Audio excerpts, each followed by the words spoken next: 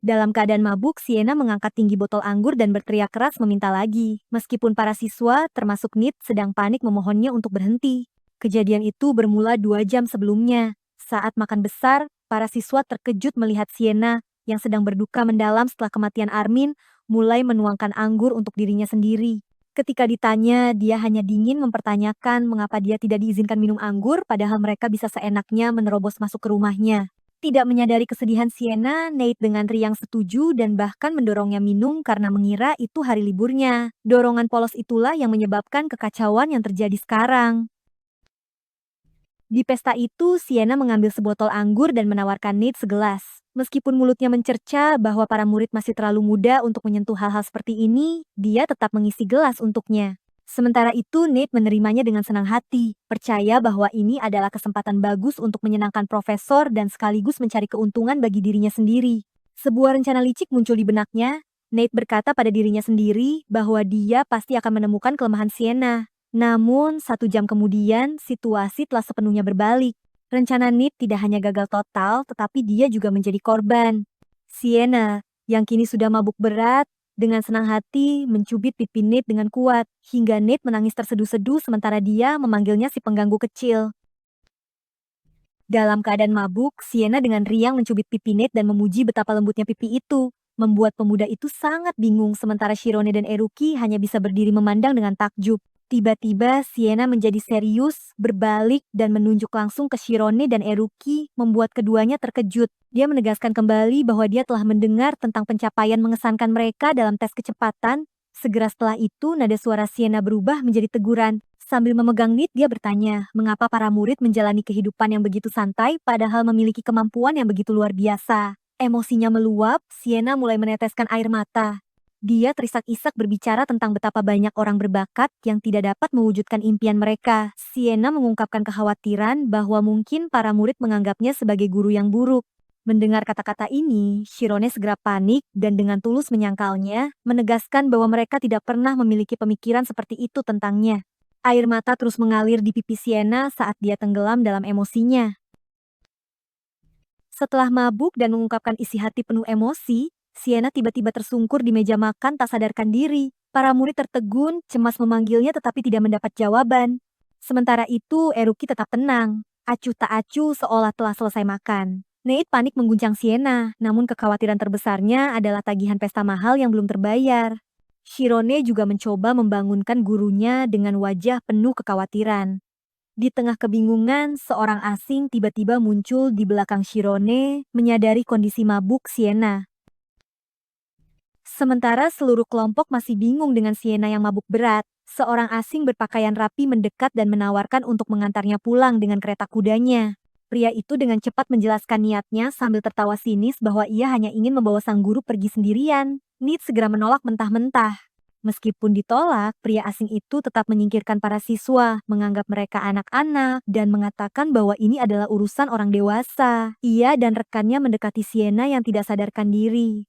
Saat tangannya hampir menyentuh Sienna, ia bahkan mengeluarkan komentar tidak senonoh tentang tubuhnya. Tepat sebelum ia bisa melakukan apapun, sebuah tangan mencengkeram erat pergelangan tangannya, menghentikan tindakan itu. Orang asing itu terkejut dan marah ketika menyadari itu adalah Shirone. Ia meminta Shirone melepaskan tangannya. Namun, Shirone tidak goyah sama sekali. Dengan tatapan tajam dan mata biru kehijauan yang memancarkan cahaya magis, ia dengan tegas memperingatkan pria itu agar tidak menyentuh guru mereka. Dihentikan oleh tatapan Shirone, pria asing itu tampak kesal.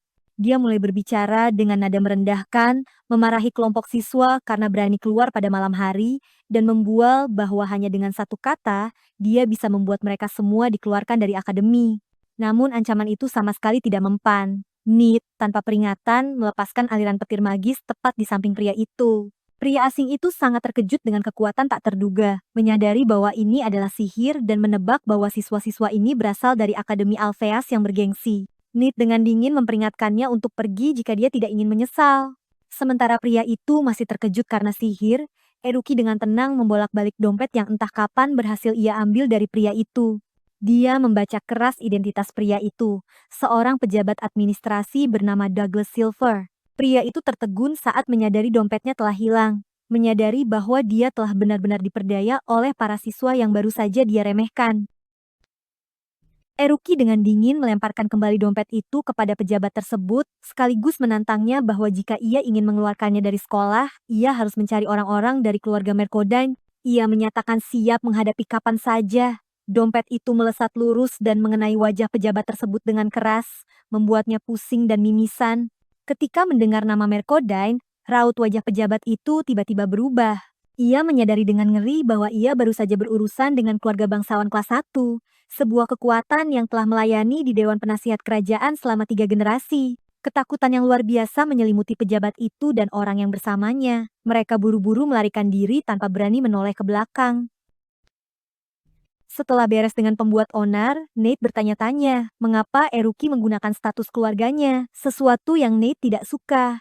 Eruki dengan dingin menjawab bahwa itu adalah pengecualian bagi mereka yang suka memamerkan kekuasaan. Pesta menjadi tidak menyenangkan, dan seluruh kelompok memutuskan untuk mengantar Sienna pulang.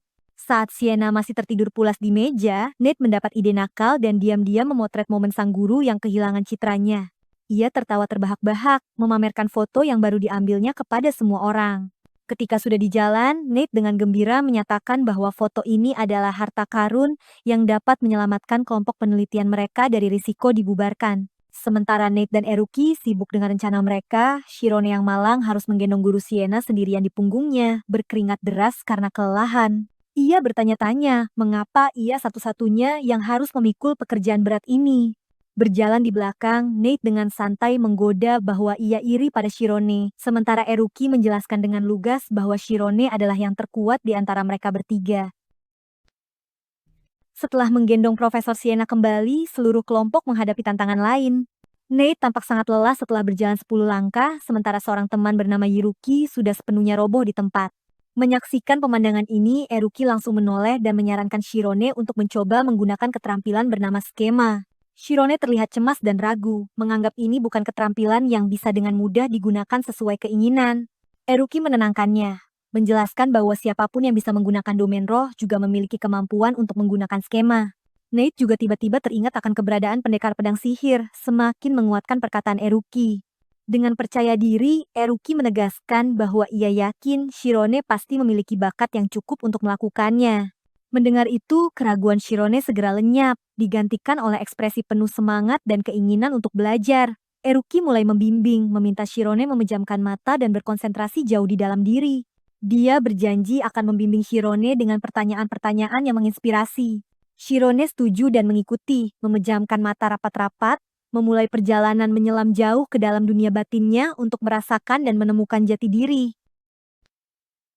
Dalam ruang pikiran yang buram, Eruki menggunakan kemampuannya untuk membimbing Shirone, memintanya bernapas perlahan dan mendengarkan. Ketika Shirone sudah tenggelam dalam kondisi hipnotis, Eruki langsung menanyakan pertanyaan pribadi tentang ciuman pertamanya dengan senior Emi. Seketika pemandangan itu pecah, Shirone terbangun dengan ekspresi kesal saat menyadari bahwa dia telah ditipu. Di sampingnya, Nate tertawa terbahak-bahak, senang melihat kepolosan temannya. Di bawah langit malam yang sunyi dengan bulan sabit, ketiganya melanjutkan berjalan di jembatan sepi. Shirone yang masih menggendong Sienna yang tertidur pulas di punggungnya, tiba-tiba berhenti. Dia mengatakan kepada kedua temannya bahwa mereka harus menyerah menggunakan foto yang baru diambil sebagai alat untuk mengancam Sienna. Nate langsung menolak, tidak mengerti mengapa Shirone ingin membuang kelemahan yang baru saja ia peroleh dengan susah payah. Tetapi Shirone hanya diam-diam menatap Sienna yang tidur nyenyak di punggungnya, dan dengan lembut menjelaskan bahwa hari ini sudah menjadi hari yang terlalu menyedihkan dan sulit baginya. Sementara Shirone menggendong Sienna yang tertidur pulas di punggungnya, Eruki dengan tenang menjelaskan kepada Nate bahwa mungkin Sienna hanya berusaha melindungi mereka dari rasa sakit yang pernah dialaminya. Meskipun sudah mengerti, Nate tetap terlihat kesal dan tidak nyaman. Ia merasakan tekanan berat dengan tanggung jawab memimpin tim peneliti yang ditinggalkan pendahulunya dan tidak ingin itu berakhir di masa jabatannya. Setelah sejenak bergumul, Nate memutuskan untuk mengenyahkan kekhawatirannya. Ia dengan tegas menyatakan bahwa seluruh kelompok akan bekerja sama melakukan semua yang mereka bisa dengan kekuatan mereka sendiri. Shirone dan Eruki juga menyambutnya dengan antusias, bersama-sama menunjukkan tekad mereka. Tepat pada saat penuh semangat itu, Sienna tiba-tiba terbangun. Masih sedikit linglung di punggung Shirone, ia bertanya ada apa sehingga mereka begitu gembira. Kebangkitan mendadak sang guru membuat ketiga pemuda itu terkejut dan berteriak serentak ketakutan. Shirone bertanya dengan cemas saat melihat Sienna sudah sadar. Sienna membelakangi murid-muridnya, diam-diam meminta maaf karena telah merepotkan mereka. Tiba-tiba, ia menyatakan akan merahasiakan apa yang terjadi dari pihak sekolah, dan tidak akan ada hukuman bagi mereka, membuat seluruh kelompok terkejut.